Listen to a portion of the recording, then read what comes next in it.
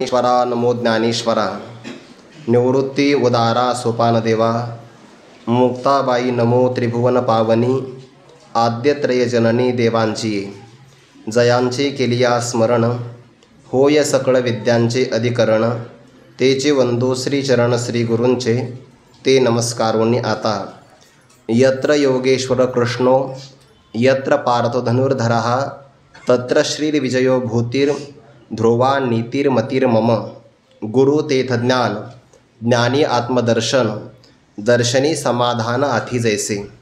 कैवल्य साम्राज्य चक्रवर्ती विश्वमौली ज्ञानोबाराय सकल ब्रह्मनिष्ठ गुरुजनांच्या परमकृपेने श्री भगवती ज्ञानेश्वरीच्या 18व्या अध्यायाचा विचार करत असताना सकल गुरुजनांच्या आणि विश्वमौली ज्ञानोबारायांच्या अलौकिक कृपा प्रसादाने आपण 18व्या अध्यायातील सांगतेच्या श्लोकाचं चिंतन करण्याकरता प्रवृत्त झालो आहोत.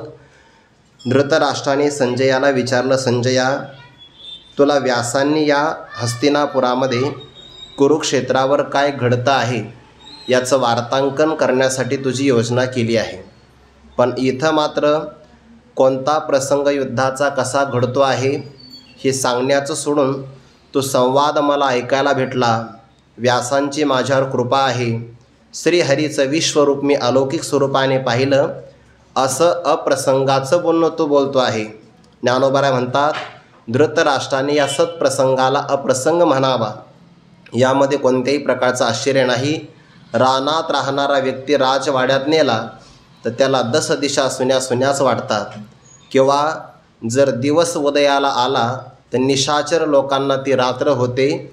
जो ज्या प्रसंगाचा गौरव जाणत नाही तो प्रसंग त्या व्यक्तीला भिंगुळवाना वाटतच असतो. जो जेथीचे गौरव नेणे तयासी ते भिंगुळवाने, मनोनी अप्रसंगतेने म्हणावा की तो. जो ज्या घटनेचा असणारा गौरव चित्तामध्ये ज्याच्या ठसावत नाही त्याला त्या प्रसंगाची रुची वाटत नसते. आणि म्हणून धृतराष्ट्राने या ब्रह्मविद्येच्या संवादाला, सत्प्रसंगाला अप्रसंग म्हणावा, यात कोणतंही आश्चर्य नाही.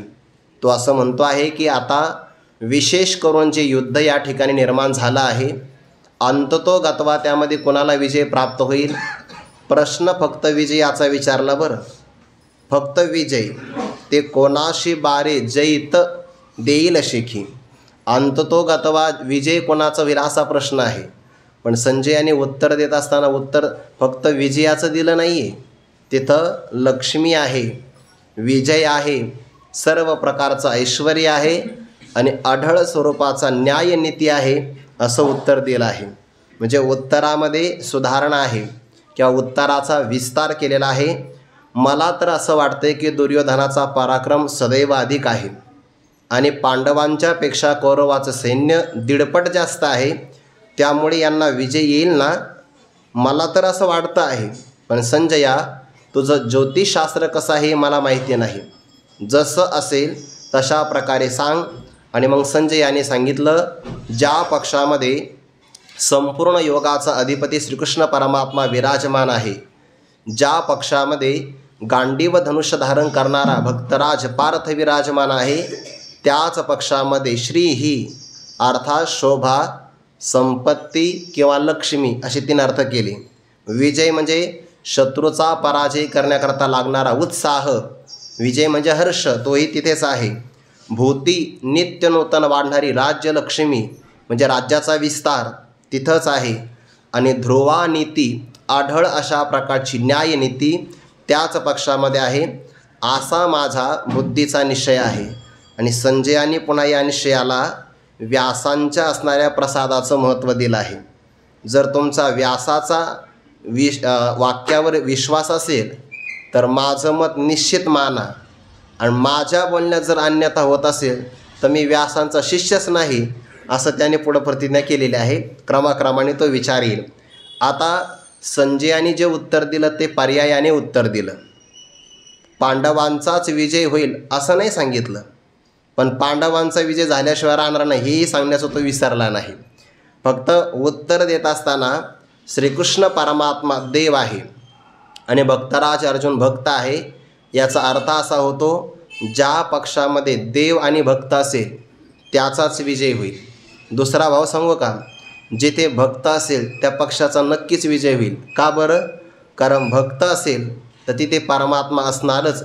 भगवानच म्हणतात की नाही, परी तयापाशी पांडवा मी हरपला गिवसावा, जेथ नाम घोष बरवा करीते माझा. वैकुंठ माझा पत्ता आहे. सूर्यबिंबात माझं दर्शन होतं किंवा योग्यांच्या हृदयामध्ये मला पाहता येतं. पण हे माझे पत्ते जे आहे ना, हे काही स्थावर म्हणजे अगदी स्थिर स्वरूपाचे नाही. याच्यात बदल होऊ शकतो. हे प्रवासाचे पत्ते आहे. पण माझा स्थिर पत्ता जर पाहायचा असेल, परी तयापाशी पांडवा मी हरपला गिवसावा, जेथ नाम घोष बरवा करीते माझा. म्हणून ज्या पक्षामध्ये भक्तही असेल त्या पक्षाचा विजय नक्की होणार. यामध्ये कोणत्याही प्रकारची अडचण नाही. धार्मिक पक्ष संख्येनं जरी कमी असेल आणि अधार्मिक पक्ष संख्येने जास्त जरी असेल तर विजय मात्र धर्माचाच होतो. याच्यामध्ये कोणत्याही प्रकारची शंका घेण्याचं कारण नाही. पहिल्याच अध्यायामध्ये शंखाचा परिणाम सांगितला आहे बघा. सगळ्यांनी आपापले शंख वाजवले.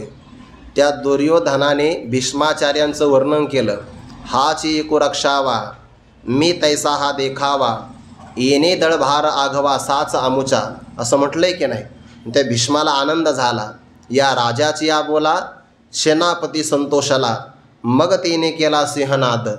त्याने अगोदर सिंहासारखी गर्जना केली. नंतर दिव्य शंख भीष्मदेवी आस्फुरीला त्याने शंख वाजवला. आता अगोदर ती भीष्माची गर्जना, त्यात पुन्हा शंखाचा आवाज मिळाला आणि भीष्माचं अनुसरण सगळ्यांनी केलं. सगळ्यांच्या आवाजाचा भयंकर ध्वनी झाला. आवाजाचा परिणाम होतो बरं. तुम्ही DJ समोर उभे राहून बघा, म्हणजे मग कळतंय. कोणाचा BP वाढतो, कोणाचा अटॅक येतो, कोणाचे कानाचे पडदे अंकुंचन पावतात, फुटतात. मग तुम्ही असं म्हणाल की हे आपल्यावर होतं, बाकीच्या लोकांवर का होत नाही? ते अगोदर औषध घेतात ना, त्याच्यामुळे त्यांच्यावर परिणाम जास्त होत नाही. उतरल्यानंतर त्यांना कळतं की आपल्यावर किती परिणाम झाला. पहिल्या साध्यामध्ये आवाजाचा परिणाम झाला, पण जेव्हा भगवान परमात्म्याने शंख वाजवला, ज्ञानोबारा म्हणतात देवाने शंख वाजवला बरं का, पण कसा वाजवला? अवलिळाची, सहज वाजवला. देवाच्या सहज वाजवण्यामध्ये सूर्याच्या उदयामध्ये जसे नक्षत्र हरपून जावे तसे कौरवातले सगळ्यांचे आवाज दबून गेले. सगळ्यांचे. एकाच देवाच्या शंखाच्या ध्वनीमध्ये कोणाचाच आवाज राहिला नाही. त्या हरपोनी नेनो केवते गेले तेथ, सगळ्यांचे आवाज निघून गेले. मग देवाचं अनुसरण भक्तराज अर्जुनाने पण केलं. या दोघांच्या शंखाचा नाद ऐकला तर असं वाटलं तर ब्रह्मकटाह शतकुट हो पाहत असे, जणू या ब्रह्मांडाचे शेकडो तुकडे होतात की काय असा प्रसंग निर्माण झाला. अजून तर युद्ध व्हायचंय. मग ते एकमेकाला म्हणू लागले. ते ज्ञानोबारा म्हणतात तो घोष तरी उपसंहरला, परी पडिसाद होता राहिला, तेने दळभार विध्वंसीला कौरवांचा. तो आवाज शांत झाला, पण पडिसाद म्हणजे काय? प्रतिध्वनी, ज्याला आपण इको म्हणतो ना सध्याला. तो आवाज शांत झाला, पण त्याचा जो काही प्रतिध्वनी घुमत होता त्या प्रतिध्वनीने सुद्धा कौरवांचा जो पक्ष आहे त्याचं विदारण केलं. जैसा गजघटा आत सिंहलीला विदारित, तैसे हृदयाते भेदित कौरवांच्या. मधून साधक संजीवनीमध्ये असं म्हटलं आहे की धार्मिक असणाऱ्या लोकांचा नुसता शंखाचा जरी आवाज झाला तर पापी लोकांचे हृदय थरथरा कापतात बघा.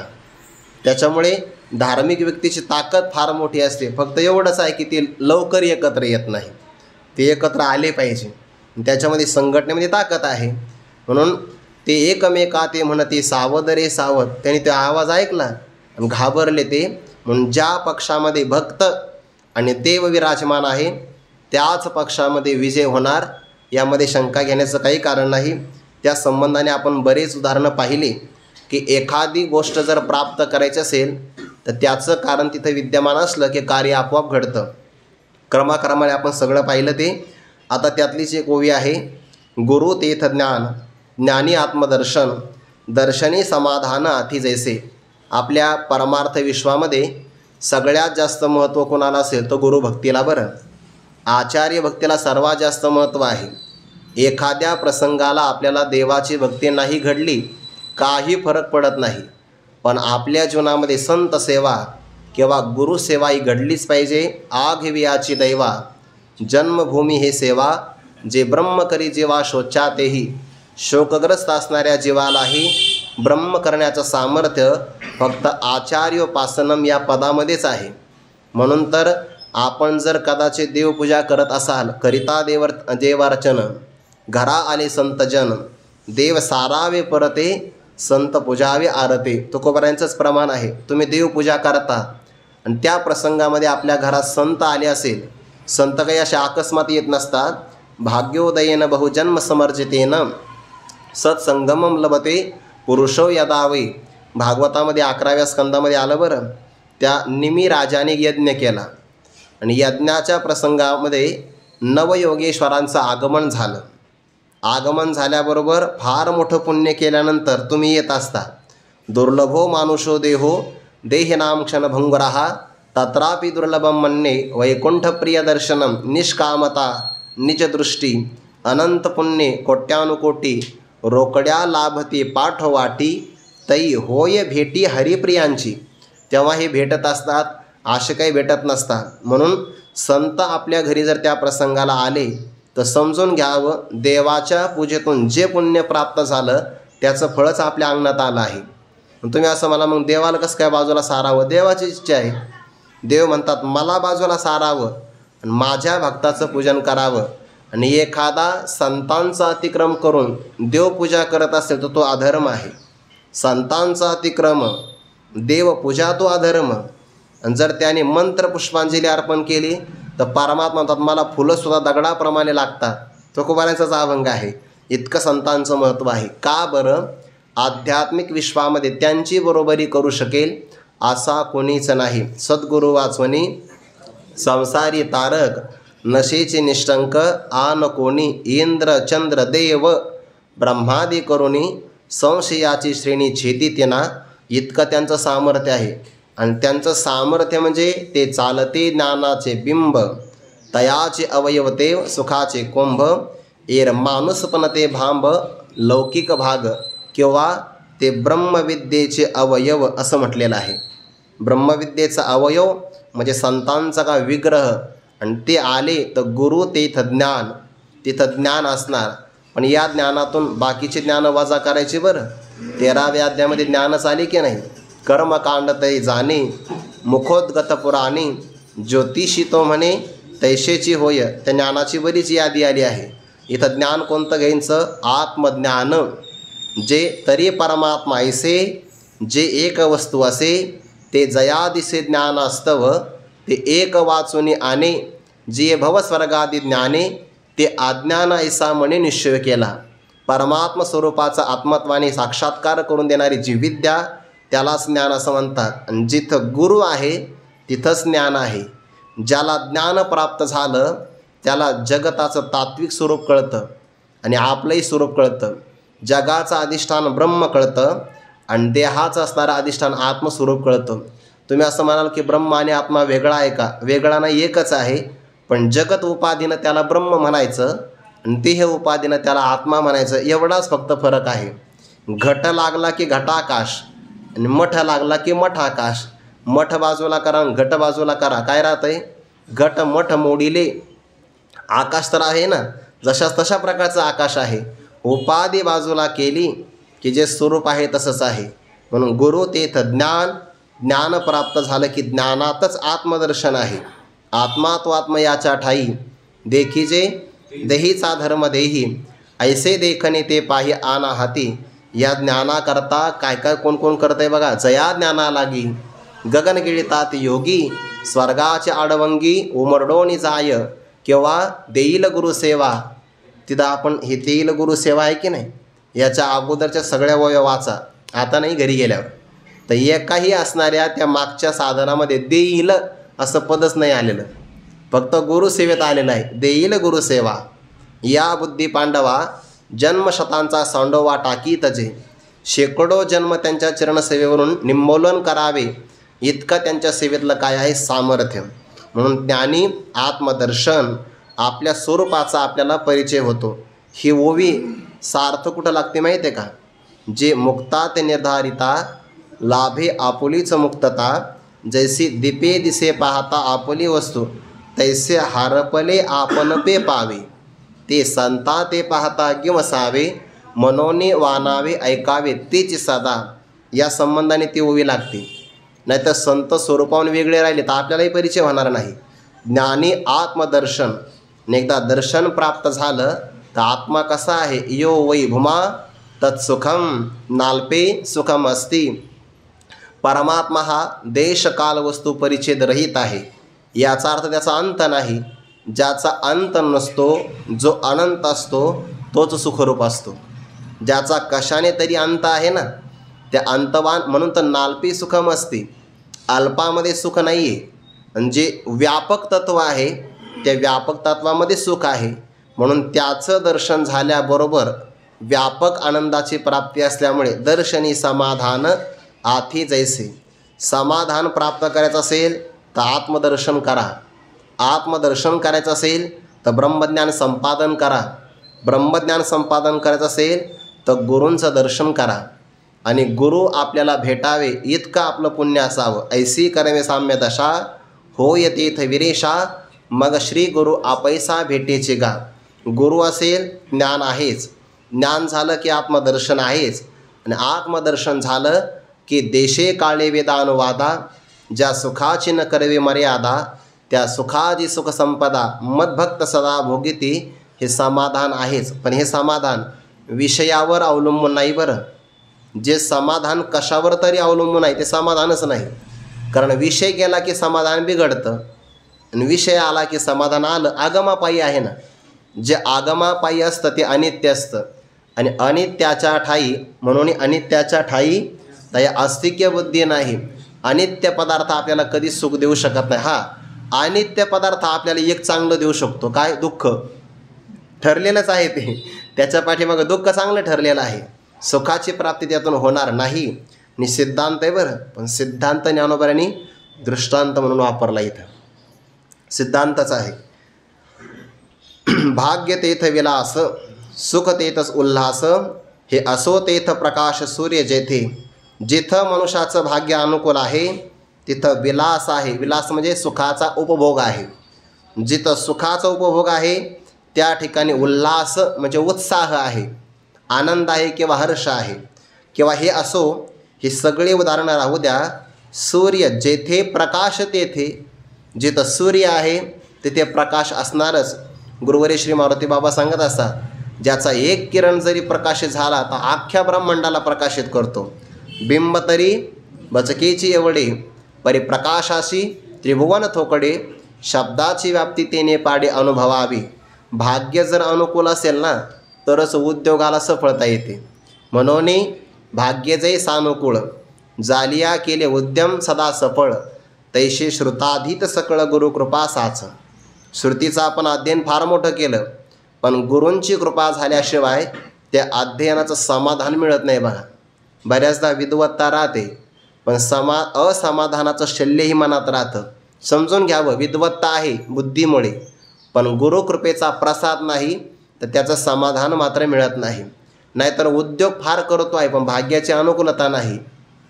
उदासीने दैवे संचकाचे वैभवे, जेथीची ते तर स्वभावी विलया जाते. भाग्य अनुकूल असेल तर संपत्ती चालत येते बघा. भाग्याची अभडसे उद्यमाचे निमिसे, मग समृद्धी जाता पैसे घर रिगे, सगळं आपोआप चालत येतं.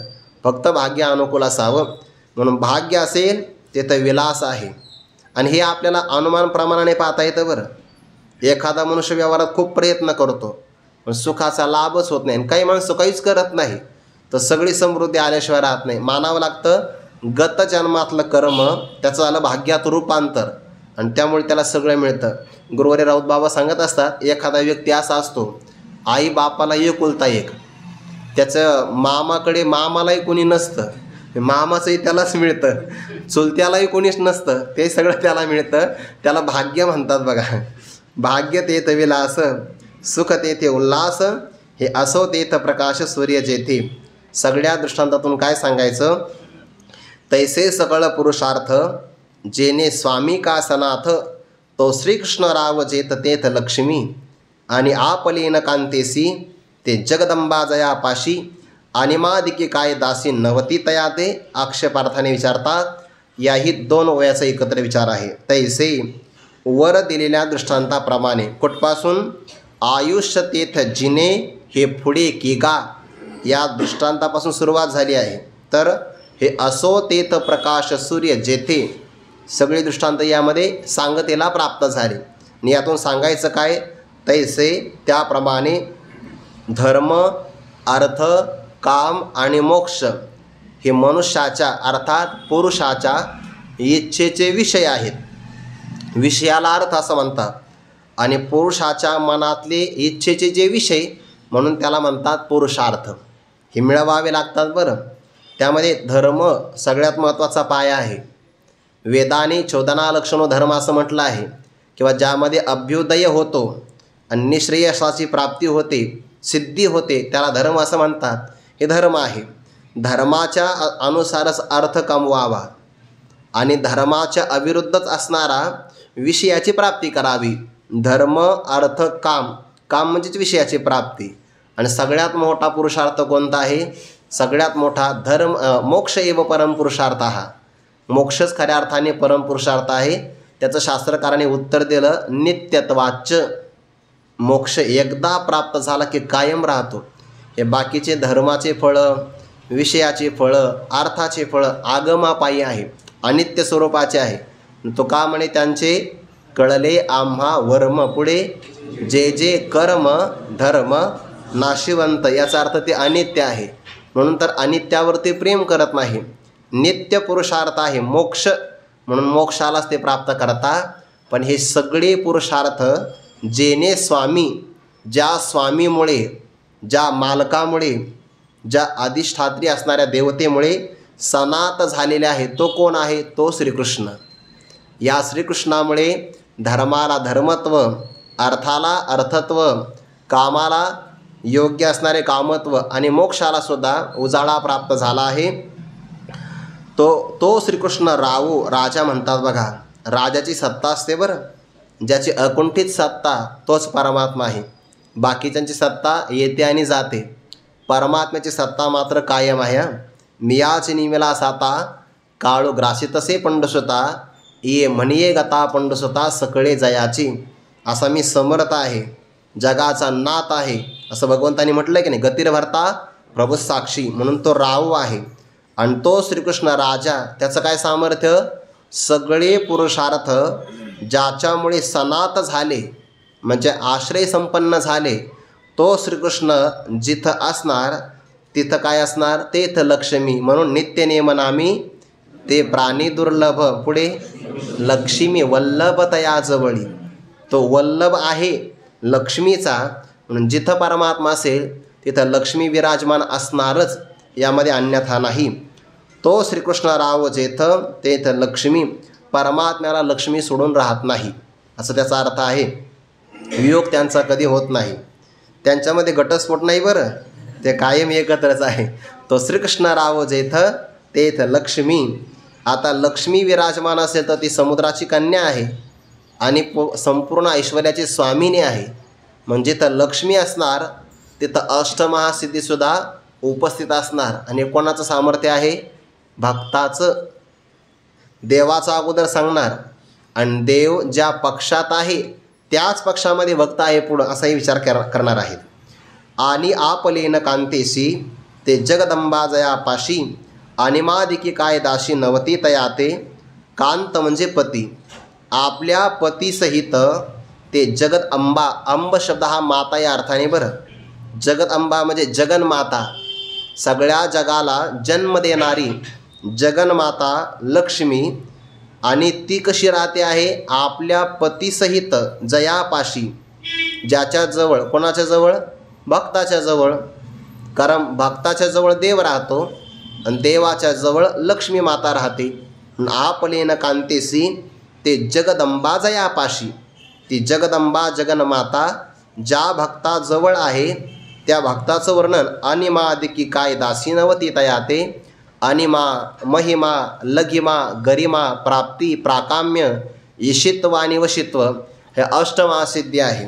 म्हणून अनिमा म्हणजे अनुप्रमाणे लहान व्हायचं, गरिमा वजनदार व्हायचं, लघिमा हलकं व्हायचं, पुन्हा महिमा म्हणजे मोठं व्हायचं, प्राप्ती, प्राकाम्य, ईशित्व आणि वशित्व या अष्टमहासिद्धी या 8 मुख्य आहे बरं, त्यात पुन्हा 10 आणखीन आहे, बहुतेक आणखीन 14 आहे आणि क्षुद्र असणाऱ्या सिद्धी तर अनेकच आहे.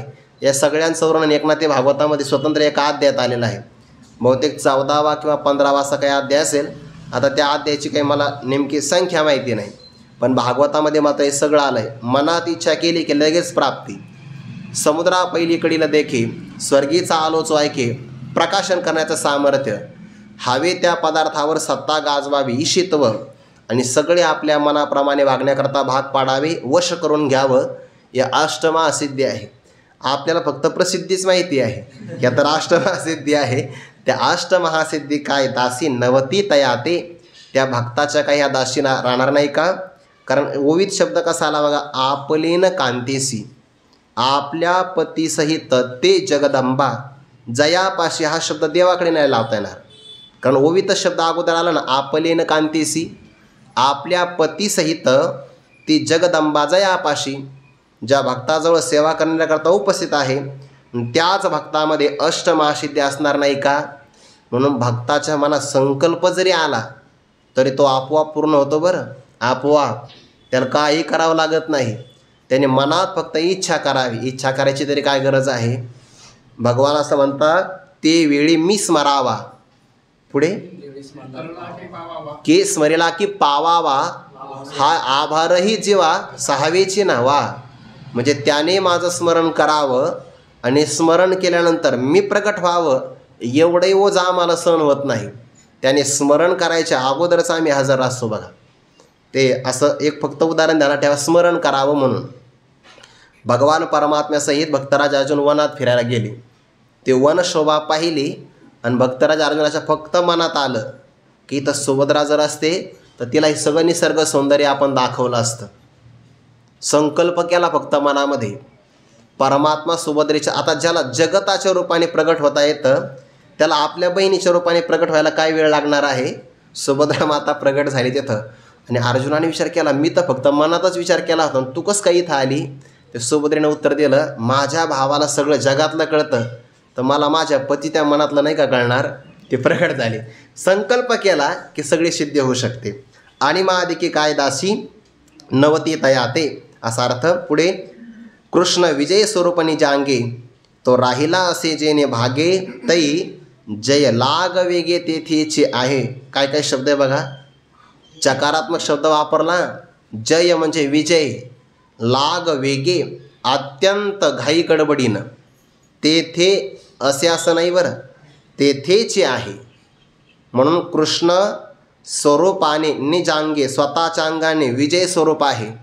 भगवंताने बहुतेक 10व्या अध्यायामध्ये एक विभूती सांगितली बघा, विजयो मी कार्य देशा सकळे काम माझी, असं म्हटलं आहे ना. वृष्णी नाम वासुदेवस्मी, पांडवानाम धनंजया, मुनीनाप्यहम व्यास, कविनामुशना कवी. पुढे आता ते नेती रश्मी जिगीषताम असा शब्द आहे बघा. एक तिथं जय शब्द आला आहे बघा, जय शब्द, की मी विजय संपादन करणाऱ्याच्या ठिकाणी विजय आहे, तिथं जय शब्द आलेला आहे. इथं विजय शब्द आला, त्याचा अर्थ एकच होतो आहे, परमात्मा स्वतः अंगाने विजय स्वरूप आहे. परमात्मा जरी पळूनही गेले ना तरी परमात्म्याचा पराजय नाही होत, त्याच्या मागं विजयच लागतो. विजयो मी कार्य देशा सकळे काम माझी. हा विजय शब्द आला बघा तिथं 10व्या अध्यायामध्ये. सगळ्या कार्याच्या उद्देशाने जो विजय होतो ना ते माझं स्वरूप आहे. ते भगवान परमात्म्याने जरासंधाला खूपच त्रस्त केलं. परमात्मा काही पराभूत झालेच नाही. मग त्याने काल यवन नावाचं एक मनुष्य आणला. आता ते भगवंताच्या हातून त्याचं काही मरण नव्हतं. तो आला आणि त्याने भगवंताच्या त्या द्वारकेमध्ये बाणाला पत्र लावलं आणि पत्र असं बाणातून त्या द्वारकेमध्ये सोडलं. बहुतेक मथुरेमध्ये सोडलं. मथुरेत असताना हा प्रसंग घडला किंवा द्वारकेत असताना घडला असेल. आता मी काही तिथं हजर नव्हतो पण झालं प्रसंग असा. पत्र लावलं आणि पत्रामध्ये असं सांगितलं की जे काही नगरवासी लोक आहे त्यांच्याशी आमचं काही वैर नाही, आमचं वैर फक्त श्रीकृष्णाशी आहे. म्हणून जर तुम्हाला सगळ्यांना जिवंत राहायचं असेल तर ध्यानात ठेवा, श्रीकृष्णही माझा पराजय करू शकत नाही, तर बाकीचे काय मला पराभूत करणार. म्हणून तुमचं हित यामध्येच आहे की तुम्ही एका श्रीकृष्णाला फक्त आमच्याकडे सोडा. एकाच्या मोबदल्यामध्ये सगळ्याला जीवदान, तेजेत एकम कुलस्यार्थी.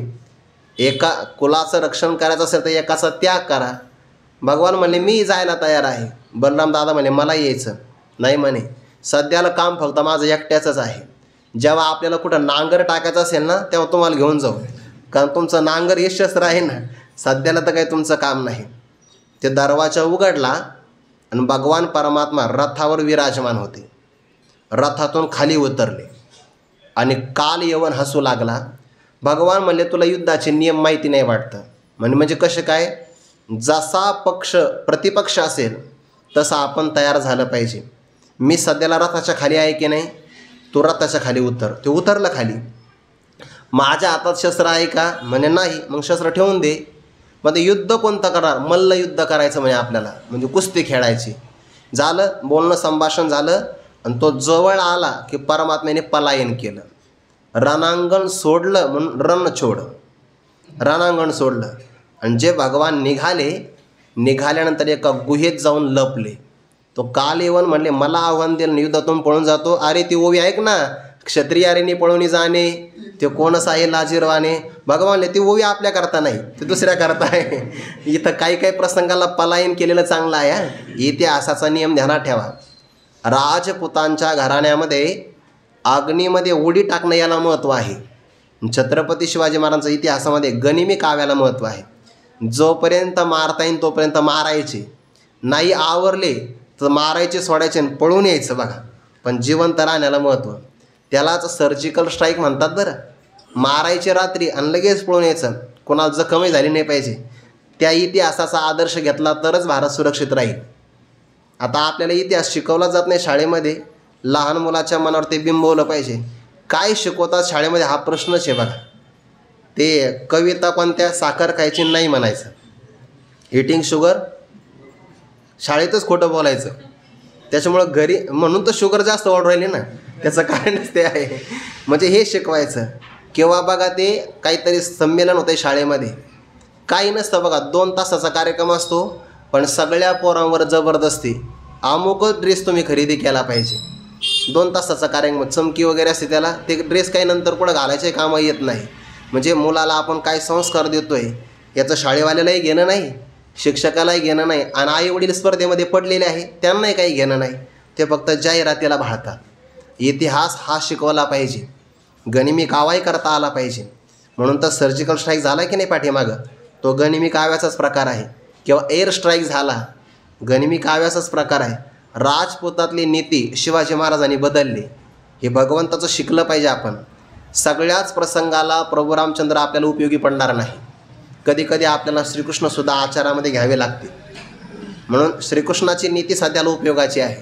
पळून जायचा प्रसंग आला तर पळायचा, जर खोटं बोलायचा प्रसंग आला तरी बोलायचं. फक्त साध्य चांगलं आहे आपलं. विजय झाला पाहिजे धार्मिक पक्षाचा. परमात्मा पळाले त्या गुफेमध्ये. मुचकुंद नावाचा राजा झोपलेला होता. त्याच्या अंगावर भगवंताने आपला टाकला पितांबर. त्या काल यवनाला धाप लागली होती. म्हणे मला युद्धाचं आव्हान दिलं सकाळी 7 वाजता आणि आता 7:45 वाजले तरी पळतच होता म्हणे. हा तिथलं सांगतोय मी. युद्धाचं फक्त मला आमंत्रण दिलं आहे आणि इथं येऊन झोपा काढतो. त्याने लात मारली.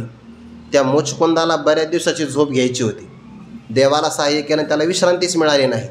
लत्ता प्रहार केला आणि त्याची झोप जागी झाली. त्याने वरदान मागितलं होतं, जर माझ्या विश्रांतीला कोणी प्रतिबंध केला आणि मी त्याच्याकडं पाहिलं की त्याची राखच व्हावी. त्या मुचकुंद नावाच्या राजाला जाग आली. त्याने पाहिलं काल यवनाकडे. काल यवन इतका जळाला, राखही त्याची राहिली नाही पुन्हा पाठीमागं. भगवान परमात्मा गेले रणांगणातून. मग अपयश आलं पाहिजे की नाही. क्षत्रिया रणी पळून जाणे ते कोण असा हे लाजीरवाने. पण त्याही प्रसंगामध्ये भगवंताला एक नाव मिळालं, रणछोडदास.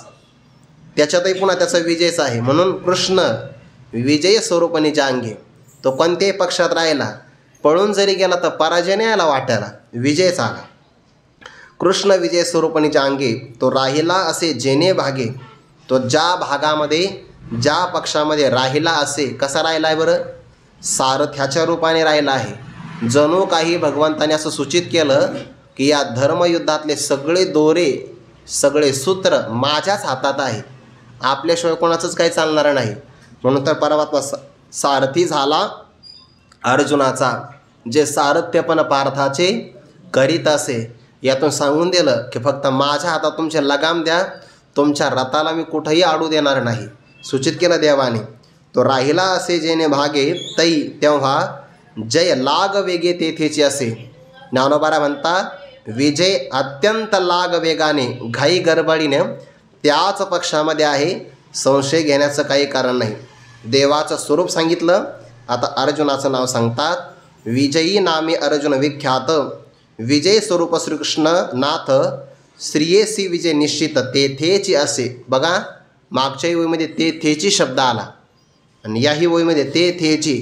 चकाराने विजय किंवा जय दुसऱ्या पक्षाला प्राप्त होणारच नाही. मग सैन्य किती असू द्या आणि बलवान माणसंही किती असू द्या, विजय नाही मिळणार. तिकडं भीष्माचार्य, द्रोणाचार्य, कृपाचार्य, कर्ण हे सगळे महारथी आहे, पण विजय नाही मिळाला. सैन्य पण जास्त आहे, विजय याच पक्षामध्ये. विजयी नामाने अर्जुन पण विख्यात आहे, जगात प्रसिद्ध आहे. अर्जुनाची 10 नावं आली, त्यामध्ये अर्जुनाचं एक विजय एक नाव आलेलं आहे. विजय हे नाव अर्जुनाचंच आहे, ज्याला कधीच पराजय मिळाला नाही. भगवान शंकराबरोबर युद्ध केलं तर भगवान शंकराला जिंकून घेतलं. जिंकून घेतलं म्हणजे त्यांचं मन जिंकून घेतला, नाहीतर भगवान शंकराचा पराजय केला असा अर्थ नाही घ्यायचा. पराभूत केला असं नाही. तो हा संग्रामी इतकं चांगलं युद्ध केलं, भगवान शंकर म्हणे वा, यालाच पाशुपतास्त्र आपण दिलं पाहिजे. संग्रामी हर जिंकिला असा त्याचा अर्थ, जिंकून घेतलं बघा मन. विजयी नामे अर्जुन विख्यात आहे जगामध्ये. विजय स्वरूप श्रीकृष्णनाथ आणि विजयाच्या स्वरूपाने श्रीकृष्णनाथ साक्षात आहे. आणि जिथं परमात्मा आहे त्याच पक्षामध्ये श्रीयेसी, श्री सहित, श्री शब्द आहे लक्ष्मीचा वाचक, लक्ष्मी सहित विजय निश्चित तेथेचे असे. म्हणजे ज्या पक्षात परमात्मा आहे, ज्या पक्षामध्ये विजय नावाने अर्जुन विख्यात आहे, त्याच पक्षामध्ये निश्चित विजय आहे. पण नुसता कोरडा विजय नाही बरं, कोरडे यशची नोहे, येथं समग्र राज्यही आले आहे. याला म्हणतात लक्ष्मी. नुसतं कोरडा विजय मिळाला आणि काय, एका मनुष्याला विजय मिळाला पण काय झालं, शत्रूच्या राज्यावर आपली सत्ता आली. म्हणजे राज्यात काय पिकतं म्हणजे काही नाही, फक्त नुसते काटे. त्याला काय महत्त्व आहे, समृद्धी संपन्न राज्य असावं. म्हणून श्रीयेशी लक्ष्मी सहित विजय तेथेची असे, तिथंच विजय आहे. आणि मग ज्या पक्षामध्ये परमात्मा, लक्ष्मी माता, भक्त आहे, तो भक्त जिथं राहतो त्या भक्ताच्या गावातल्या पदार्थाला काय काय सामर्थ्य मिळावं, त्याच्या वाणीला काय सामर्थ्य मिळावं आणि त्याच्या देहाला काय सामर्थ्य मिळावं, तो क्रमशः ज्ञानोबा आता विचार सांगतात. तयाच या देशीच्या झाडी कल्पतरू ते होडी, न जिनावे का एवढी माये बापी असता. एवढी माये बाप्या, एवढी अधिकाराचे मायबाप आहेत. म्हणजे एकतर आपल्याला मायबाप देव असावे किंवा आपल्याला मायबाप संत असावे, श्रीगुरू असावे. साधकांचा मायबाप, तुम्ही संत मायबाप कृपावंत विठ्ठल बाप माय स्वतः. नाते जोडावे तर ही जोडावे. नाशिवंत नात्यामध्ये काही नाही, फक्त रड नाही बघा हातामध्ये. नाते ही जोडावी. बाकीचे नातं फक्त स्वार्था करताय. इच्छा अपूर्ण झाली तर बाकीचे नाते त्रास देतात बघा. म्हणजे स्वार्थाकरता सगळी नाते असतात. माझं फक्त म्हणणं ऐकावं अशी अपेक्षा असते, आग्रह असतो, दुराग्रह असतो. दुराग्रह विनाकारणच. पण ही मायबाप, एवढी मायबाप असता तयाच या देशीच्या झाडी, त्या भक्ताच्या देशामध्ये असणारी जी काही झाडं आहे ना, ते झाडं कल्पतरू ते होडी न जिनावे का. त्या झाडांनी कल्पतरूच्या सोबत पैज लावावी आणि पैजेने जिंकून घ्यावं. कल्पतरू काय करतो, कल्पतरू खाली फळे येती मागितली, कल्पतरूच्या खाली बसावं आणि फक्त मनात इच्छा करावी, ती फळं लागतात. पण भक्ताच्या जीवनातलं असं आहे, त्याच्या देशामध्ये असणारी झाडं कल्पतरूला सुद्धा पैजेमध्ये मागे सारू शकतात. त्या झाडाखाली जाऊन बसा आणि इच्छा करा, ते कल्पतरूलाही मागे सारतील. अजानुक्षाखाली पारायण करा, कल्पतरूच आहे. सुवर्णपिंपळाखाली सेवा करा, कल्पतरूच आहे बघा. हे साक्षात कल्पतरू.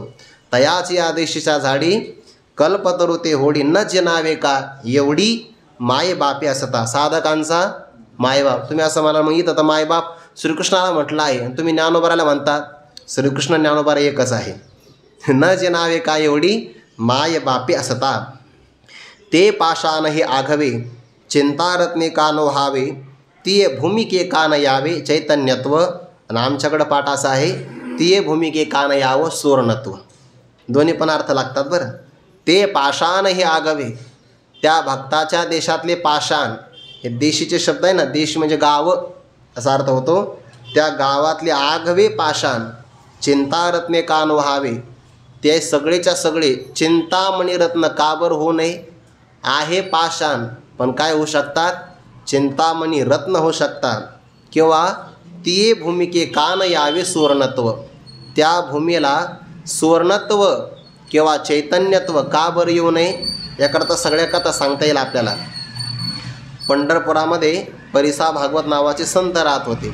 नामदेवरायांच्या समकालामध्ये रुक्मिणी मातेची आराधना केली आणि रुक्मिणी मातेनं त्यांना परीस दिला आणि सांगितलं लोखंडाला लावायचं, सोनं करायचं. अगोदर गरीब होते, दररोज थोडं थोडं सोनं करायचं, पण माहिती होऊ देत नव्हते कोणाला. सोनं विकायचं ना आनंदाने राहायचे. आता या गोष्टी जाणकार व्यक्तीला कळत असतात.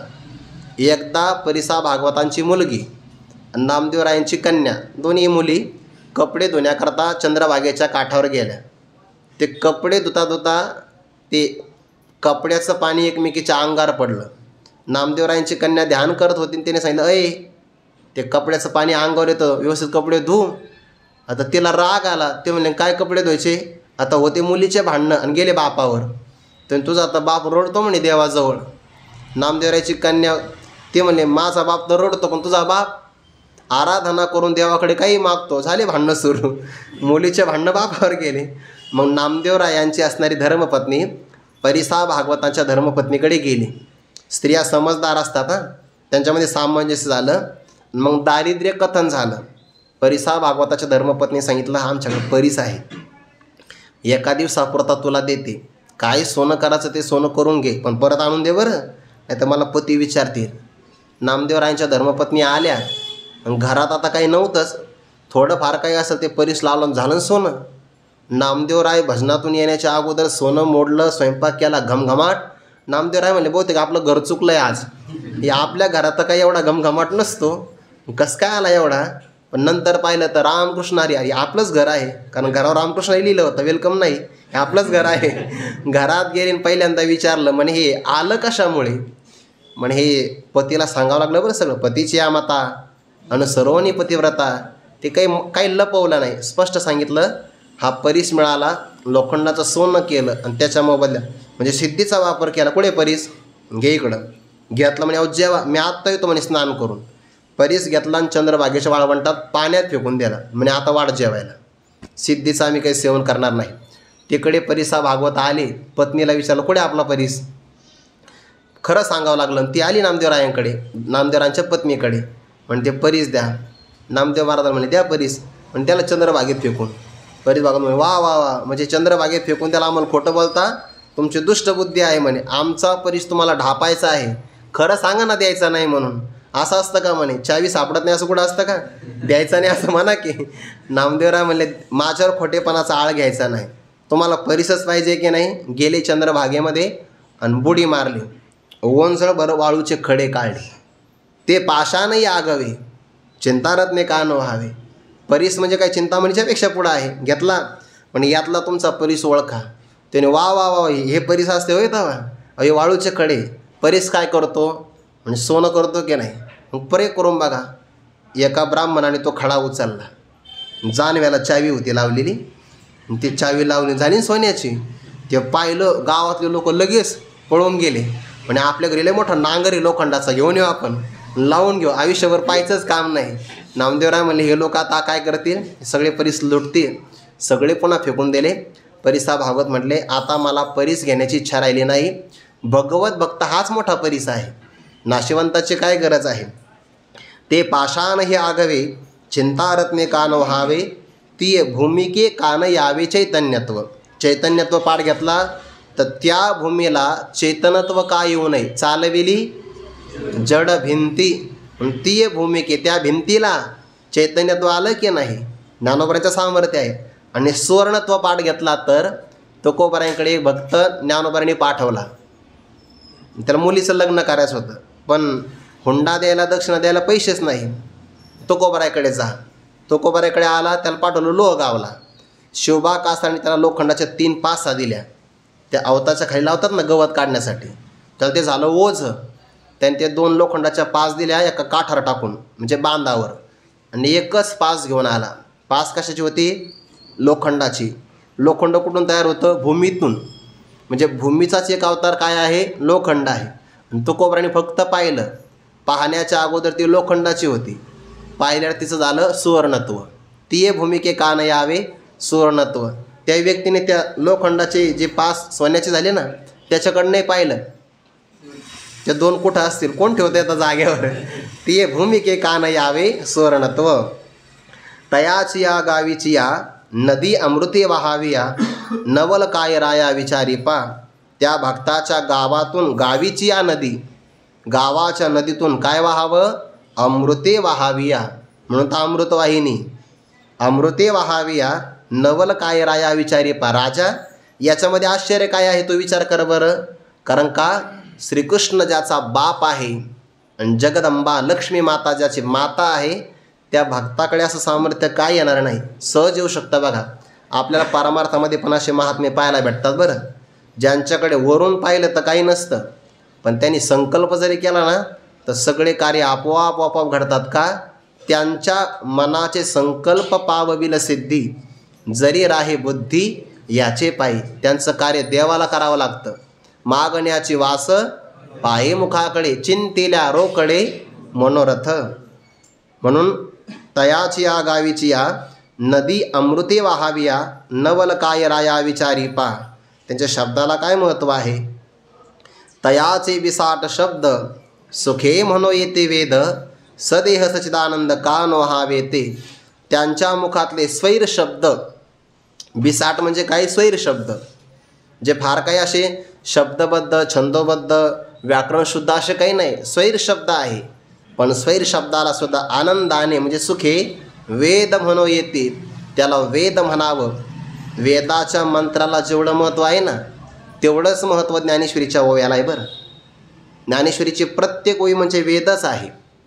तुकोबारायांचे प्रत्यक्ष अभंग म्हणजे वेदच आहे, साक्षात वेद आहे. कारण तिथं भगवंताच्या श्वासातून वेद झाला आणि त्याच भगवंताचे अवतार असणारे ज्ञानोबाराय तुकोबाराय यांच्या मुखारविंदातून ज्ञानेश्वरी आणि गाथा, अभंग गाथा किंवा नाथ महाराजांच्या मुखातून भागवत हे बाहेर पडले की नाही. सुखे म्हणो येते वेद, त्याला वेदच म्हणावं इतकं महत्त्व आहे. आणि सदेह सच्चिदानंद का नो हावे ते, आपल्या देहासहित सच्चिदानंद का नो हावे किंवा त्यांचा देह सच्चिदानंद स्वरूप का बरं होऊ नये. तुकोबारांना ते गोसावी भेटण्याकरता आले आणि आल्यानंतर तुकोबाराने विचारलं की तुम्हाला कसं काय कळालं? तुकोबाराने तुम्ही निघाले तेव्हाच मला कळालं की तुम्ही माझ्या भेटीला येऊ राहिले. मध्यंतरी तुकोबाराय त्यांना भेटले आणि मग त्यांनी अनेक प्रकारची चर्चा केली. पण तुम्ही कोण आहात असं म्हणता की तुकोबाराने आपलं नख आपल्या शरीराला लावलं आणि चर्म बाजूला काढून दाखवलं. त्याच्यामध्ये जे काही सप्तधातूचा अवशेष असतो की नाही, तो एकही नव्हता. जणू शुद्ध स्वरूपाचा कापूस पिंजून ठेवलेला आहे, इतकं शुद्ध त्यांचं स्वरूप. म्हणून ब्रह्मभूत काया होतसे कीर्तनी, भाग्य तरी ऋणी देव ऐसा. गोविंद गोविंद मना लागली या छंद, मग गोविंद ते काया. सदेह सच्चिदानंद का नो हावे ते, किंवा देहाच्या रूपानेच ते सच्चिदानंद स्वरूप परमात्मा स्वरूप का बरं होऊ नये? अर्थात ते आहेतच. आता गजानन महाराजांची ऋषीपंचमी जवळ येते आहे. त्यांच्या मुखातून मंत्र कोणता निघाला? गण गण गणात होते. पण त्या मंत्राचाही अर्थ आहे बरं, जीव हा शिवस्वरूपच आहे असं त्या मंत्राचा अर्थ निघाला. तयाचे बिसाट शब्द सुखे म्हणो येते वेद, सदे सचितानंद का नो हावे ते. पै स्वर्गाप वर्ग दोन्ही ये पदे तया अधीनी, श्रीकृष्ण बाप जननी कमळा जया, मनोनी जिया बाही उभा, तो लक्ष्मीचा वल्लभा, ते त सर्व सिद्धी स्वयंबा ए रमी नेने. स्वर्गाप वर्ग दोन्ही, आपल्या व्याकरणामध्ये काही वर्ग आले बघा, क च त असं वर्ग आहे की नाही, आणि क च ट त प, त्याच्यामध्ये एक प वर्ग आला. त्यामध्ये प फ ब भ आणि म असे अक्षर आले की नाही. प म्हणजे पाप, पुढे फ फजिती, ब म्हणजे बंधन, भ म्हणजे भीती आणि म म्हणजे मरण. हे 5 ज्याच्यामध्ये नाही, अ म्हणजे नाही म्हणून त्याला अपवर्ग म्हणतात. प वर्गात हे 5 आहेत. आणि हे दुष्ट फळ जेथं नाही त्याला अपवर्ग म्हणून अपवर्गाला म्हणतात मोक्ष. मोक्षामध्ये पाप लागत नाही, फजिती नाही, बंधन नाही, भय नाही, मरण नाही, म्हणून त्याला म्हणतात अपवर्ग. स्वर्गापवर्ग दोन्ही, स्वर्ग आणि मोक्ष दोन्ही. ये पदे तया अधीनी, ही सगळीच्या सगळी पद त्याच्या अधीन आहे बघा. कैवल्याचा अधिकारी, मोक्षाची सोडी बांधी करी, की जळाची ये परी तळवटके, किंवा जे पुरुषार्थ सिद्धी चौथी घेऊन आपल्या हाती, रेगाला भक्तिपंथी जगात देतो, म्हणून मोक्ष त्यांच्या अधीन आहे. ज्यांना द्यायचं त्याला ते देऊ शकतात, स्वर्गही देऊ शकतात. स्वर्ग अपवर्ग दोन्ही. ये पदे तया अधीनी, ही पद त्याच्या अधीन आहे. पण कोणाच्या? ज्याच्या जीवनामध्ये श्रीकृष्ण बाप आहे आणि जननी कमळा म्हणजे लक्ष्मी माता आहे. जया जननी कमळा, जया बाप श्रीकृष्ण, ये पदे तया अधीनी. श्रीकृष्णासारखा बाप आणि लक्ष्मी माता ज्याची आई आहे त्याच्या अधीन स्वर्ग आणि मोक्ष दोन्ही पण पद आहे. आणि म्हणून या सगळ्या कारणामुळे ज्या बाही उभा, बाही म्हणजेच काय? ज्या पक्षाकडे, ज्या भागी, तो लक्ष्मीचा वल्लभा उभा. बघा बरं, उभा आहे. परमात्मा आता उभा राहिला, पण अगोदर बसलेला होता. काय? मोक्ष दुराराध्य केर होये, परी तोही आराधी तुझे पाय. म्हणून धाडीशी तेथ जाय, पायी क जायसा, किंवा तो जयाकडे वास पाहे. ते होती सुखाची सृष्टी होये, तो म्हणे ते तर आहे महाबोध. एवढं सामर्थ्य आहे देवाचं, आणि देवाच्या सामर्थ्याने भक्ताचं. म्हणून जिया बाही उभा, तो लक्ष्मीचा वल्लभा, लक्ष्मीचा पती ज्या पक्षामध्ये उभा आहे ना, संजय म्हणतात तेथ सर्व सिद्धी स्वयंभा. त्याच पक्षामध्ये मूर्तिमंत सगळ्या प्रकारच्या सिद्धी विराजमान आहेत. ये रमी नेने, बाकीचं मला काही माहिती नाही. बाकीचं म्हणजे या भक्ता वाचून, देवा वाचून मला बाकी काही माहिती नाही, किंवा तुमच्या कौरवाच्या पक्षात काय काय आहे तेही मला माहिती नाही. ते तर सर्व सिद्धी स्वयंभा, ये रमी नेने. आणखीन काही विचार आहे ते चिंतन आपण उद्या पाहू. पुंडलिक वरदारी विठ्ठल श्री ज्ञानदेव तुकाराम, माऊली ज्ञानेश्वर महाराज की जय. जगद्गुरु तुकाराम महाराज की जय. सद्गुरु जोग महाराज की जय. ज्ञानदेव तुकाराम.